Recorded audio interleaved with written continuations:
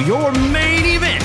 Introducing the hosts of Wrestling with Freddie, Jeff Dye, and Freddie Prinze Jr. Ladies and gentlemen, welcome to a very special episode of Wrestling with Friends, Wrestling with Freddie. Today is all about the Frederation, the Frederation. It's all about you, and yes, you as well. We're going to answer your questions on today's show through social media, and on Thursday's show, we're going to answer your voicemail questions as well. So stay tuned for that on Unsanctioned Thursdays if you left us a voicemail. Mr. Jeff, how are you today, sir? How are you feeling? I feel great. I feel happy to be alive, baby. All right, good. Well, then without any further ado, our great producer, Mr. Alex, is going to read your all's lovely questions to us. Please give your ears and open your hearts for Mr. Alex Cardoza. Gee, thanks. All right. These questions all came in via Instagram, so thank you all for sending these our way. The first one here comes from Quinstagram, and they want to know, if you could invent a match stipulation, which would you choose? Bring back the Punjabi prison match. When will we see it again? Enough's enough. The people want it. Man, they just went to India and didn't do it. I know. I was pissed. That match is dead as dead. Kept Jack. watching and watching to see if they'd bust out the Punjabi prison, and they didn't, which is annoying. By the way, the last one was really good. Wasn't it New Day versus the Usos? Yeah, it was fun. They brought it all to That match was awesome, man. They trapped him in kendo sticks and went to town on his ass with bamboo. That was great, man. If I had to create a stipulation, I feel like they've all been created to some degree. I love submission matches. I love Iron Man matches. So maybe there'd be a cool way to combine how many submissions can, although I feel like I've seen that with Kurt Angle before. How many submissions can you get in X amount of time match? But that's not invented. I'm certain that was done with Kurt Angle. But hopefully that answers your question and lets you know that I am not a man to create a stipulation. I'd like to see if the outside of, so you got a match, right? You know how they used to do these things where they did a fire match where Kane would slam and then fire would come up over the edges. You know, they do a lot of things with the edges. I'd like to see them put a couple feet, maybe even 3 or 4 feet of just water tanks all around the ring. Then you've got to throw someone off into the water, but in the water is crocodiles or some sort of piranhas or something, something that's in there that would make you scared. Piranha. That'd be cool. Electric eels. Sharks.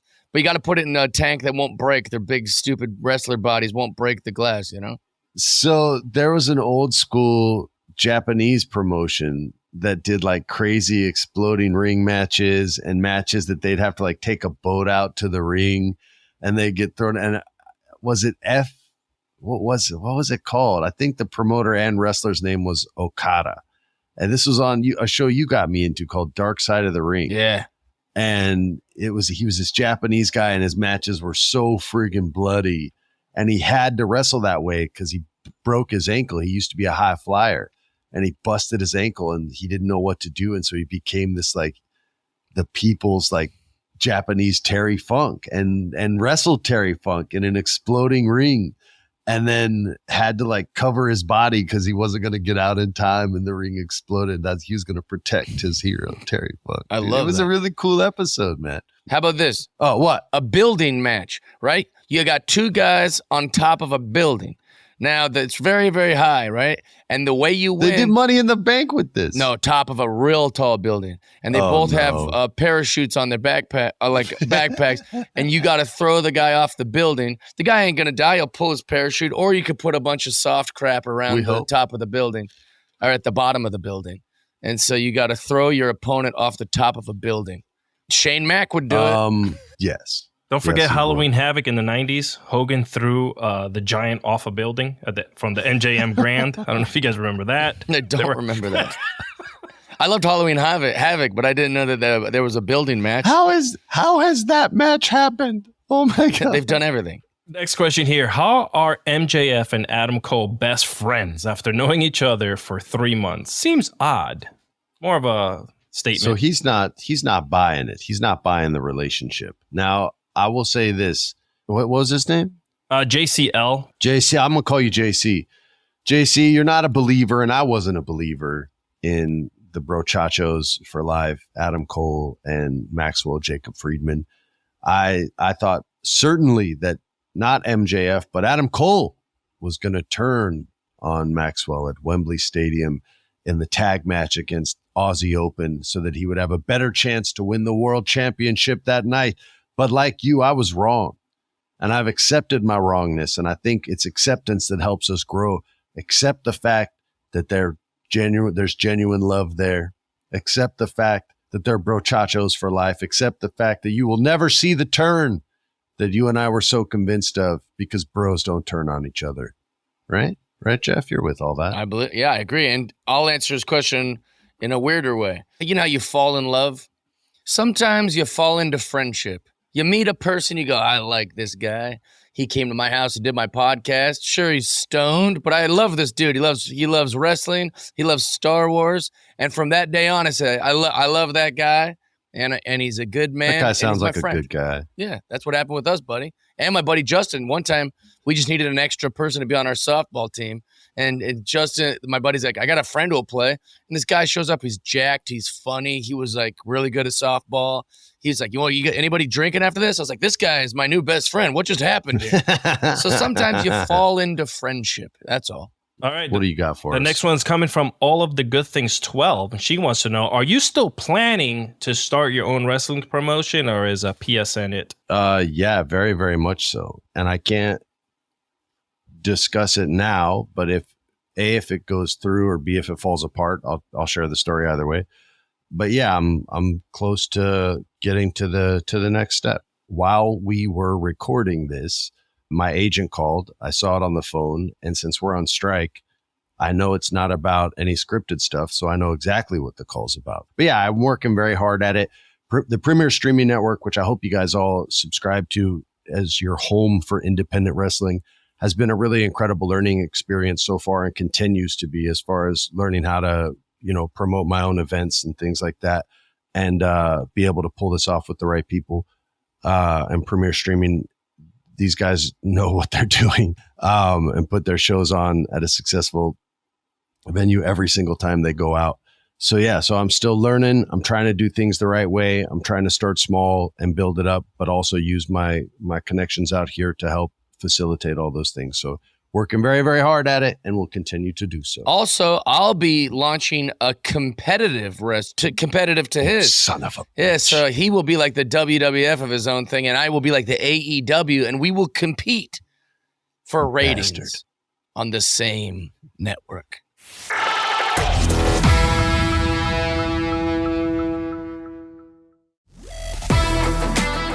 Homer J3284 wants to know, who needs more who? WWE and Roman Reigns, or AEW and MJF? WWE can only benefit from Roman Reigns being on television. He can instantly make that bloodline story more interesting.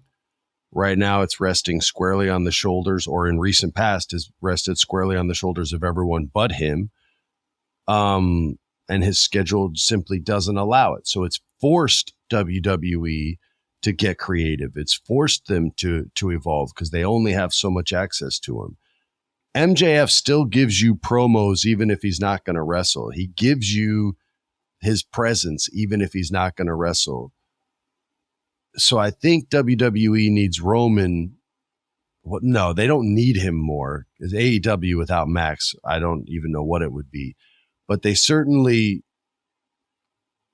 benefit more from having Roman than not. And AEW already gets Max pretty much every week. So I don't know if that answers your question the way you wanted it to, but I just feel like even when we don't see Max wrestle, we see Max, whereas we just simply won't see Roman, and it's Paul Heyman saying, oh, he doesn't want to be here this week. I think that MJF is more important to AEW than Roman Reigns is to, because WWE has a million stars.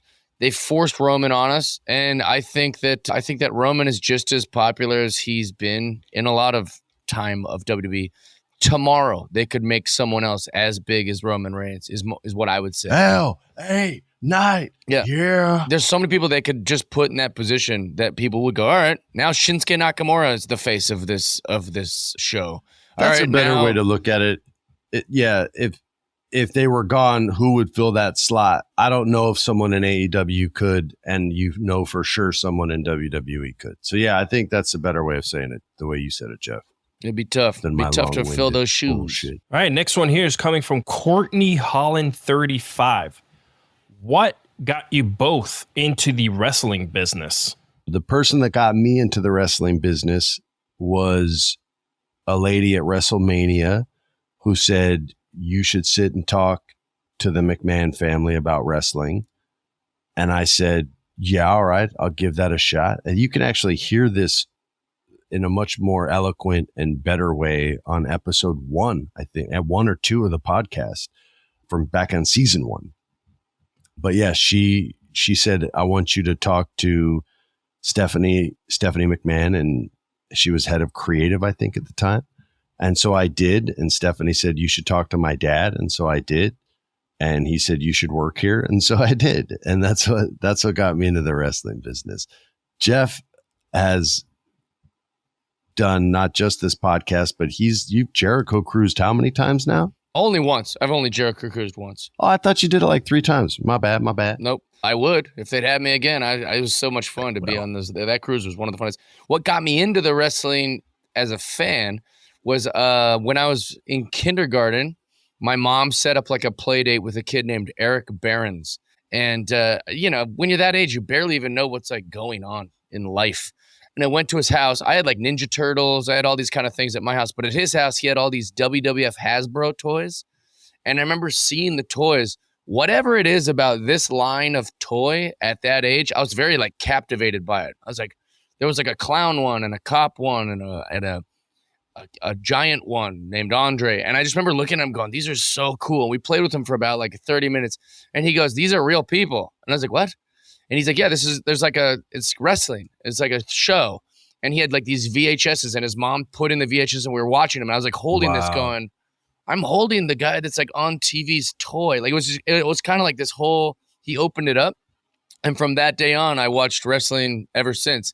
But it was pretty deep-seated why I like wrestling. And that's why I kind of like these toys so much still, is because for whatever reason, it just gripped me. And then because I'm such a fanboy mark like Tony Khan, I'll use any of my success to leverage my way into dating a wrestler or being at a wrestling event or hanging out with some wrestlers or being on a wrestling podcast.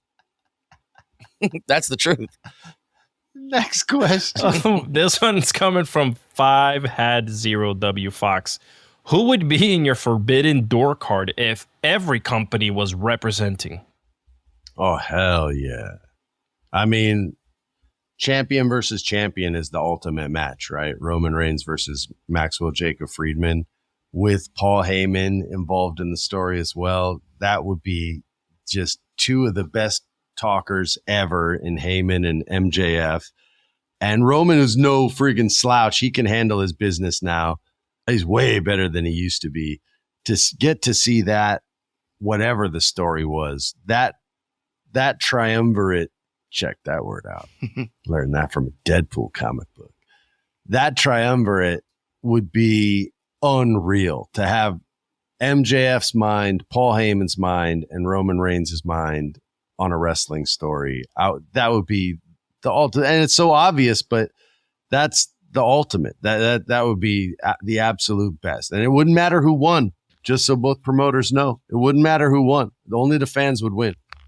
It would be a real test of the mic skills, but LA Knight versus MJF, you got two kind of same-sized guys going. No, LA Knight's bigger for sure. He might be stronger, but he's not taller. He actually. Okay, yeah, you've actually met him. He looks thick, bro. He looks like a linebacker in the NFL. Or the match that everyone wants to see. What? Omos versus Big Bill. The match that no one can shut up about. Everyone on the internet's talking about it. Formerly known as Big Cass gets to come back over to WWE and beat the brakes off of Almost, which everyone's going, where's Almost been? Where's Almost been? It's what everyone's talking about. That's what they're talking about. Yeah, that's the match. Definitely. I want. Riveting stuff Next here. Question. This one is from Kloslow0319, and this one's for the both of you, right? Advice for upcoming comedians to stay motivated.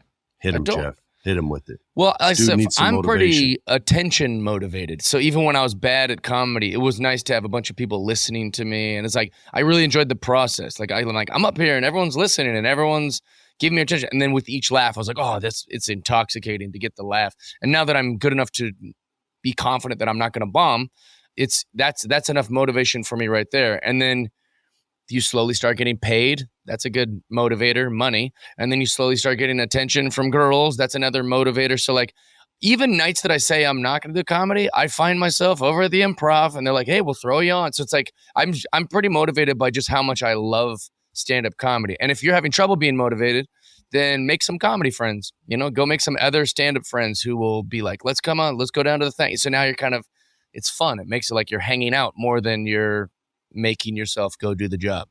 Excellent, sir. Next question. I can't give advice on that. I just agree with what Jeff said. For Freddie, are you and Matthew Lillard still in touch?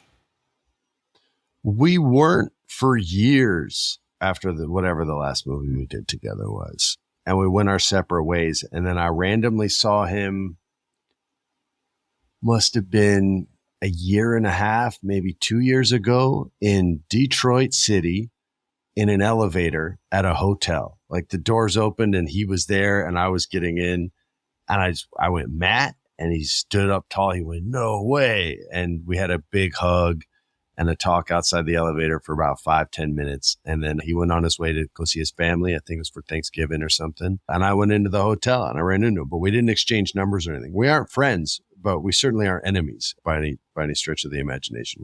We didn't have a lot in common until we got older, outside of like D&D. But other than that, we didn't have a ton to talk about. I've heard this old a big pro wrestling guy. I've heard an old an old Hollywood expression where it's like, every project that you work on with like, in show business, like movies and stuff and TV, it's like a marriage that is going to guarantee to have a divorce. Like you hang out every day. Kathleen Turner was the one who said it. Yeah, you work with each other every day. You make this friendship. You make this like whatever. And then when the project's over, it's kind of this bittersweet, like they've moved on to other projects and you've moved on to another project. And it's kind of like, I remember hanging out with Joe Jonas every single day for like 3 months. And now it's like, I'm lucky if he texts me on my birthday. It's like, it kind of is weird that way. I don't even have Matt's number. And Matt, oddly enough, was the person who first said that saying to me because he worked on Serial Mom with Kathleen Turner. And Kathleen Turner was the one who told it to him. And she was the one who originated that. It's so true. Saying. Yeah, it's sad, but it's true. It is, but yeah, it's okay. I mean, it's just a part of the business and everyone has their own relationships outside of work and you're thrust into a relationship and thrust out of it because it's usually on location somewhere. So yeah.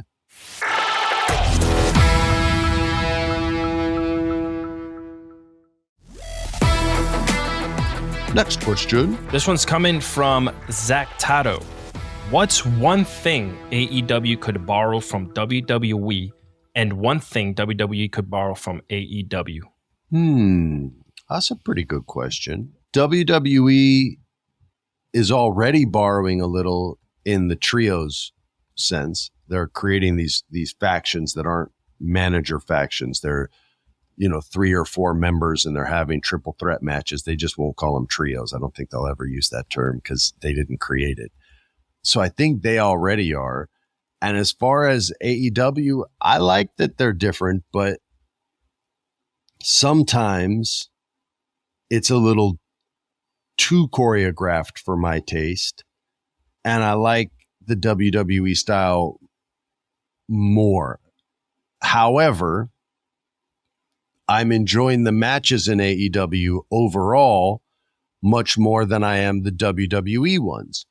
So long as they're not overly choreographed at times. That usually happens with the tag teams or the trios, and those aren't my favorite types of matches, and less often in the one-on-one matches on AEW. I think that answers the question. in a very long-winded way, but I this is the only way I can explain. I don't know if my answer will really make sense, but I feel like AEW should be a little less indie, and I feel like WWE could be a little more indie. I think they could kind of move the poles a little better in that way, but I don't know if that completely makes sense. I actually feel the exact same. I wish I would have said that. I feel the exact same way. I changed my answer. I said what Jeff said. This next one coming up, Joe Nathan.